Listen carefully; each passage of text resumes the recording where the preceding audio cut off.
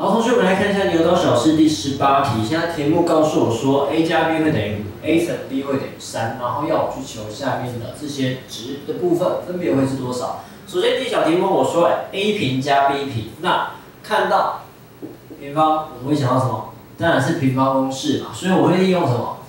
当然是题目一开始告诉我的 a 加 b 的部分呢，我会利用 a 加上 b 的平方，它等于什么 ？a 平加上2ab 加上 b 平方的部分。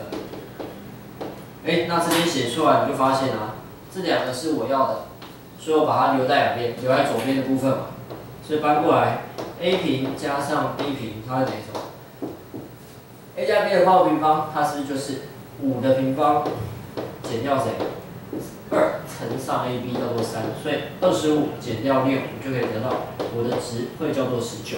那这是第一小题的部分，我就完成了。那第二小题问什么？a3 加上 b3， 看到3次方，我就要想到什么东西？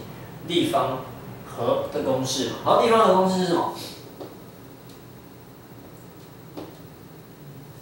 先利用和的地方把它倒写一次嘛。还记得什么是和的地方吗 ？a 加 b 的3次方会等于谁？有 a3 加上 b3 减掉3倍的 ab 跟 a 加 b。可以吗？好，那这时候我们一样嘛 ，a 加 b 我知道 ，a 乘 b 我知道，我要求的是谁？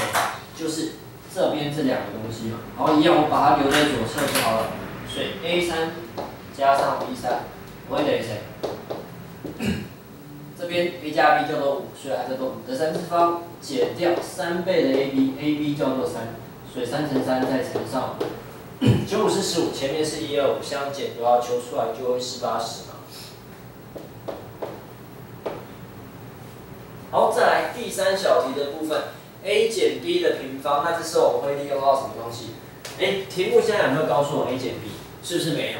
可是我们前面背乘法公式的时候，其实有用到一个东西，就是我可以利用和的平方跟差的平方，它们之间会差几个 ab 之间来去做判定，所以我可以直接把 a 减 b 的括弧平方去写作什么？利用和的平方这个东西来去思考。这边展开，中间叫减2ab， 这里叫做加2ab， 那两者会差多少 ab？ 是不是这边只要扣掉4个 ab， 两个式子就会变等号了？所以这个要去熟悉它，我要知道我减掉4个之后，它就跟前面这个式子是一样的。所以这边一样把它带进来 ，a 加 b 的平方 ，ab 叫做 a 加 b 叫做5，所以一样5的平方减掉4乘3，所以25减掉12。我求出来它的值会叫做13。那这边的话一样都是乘法公式的利用去解题的部分，所以对乘法公式的熟练度要再去做加强的动作。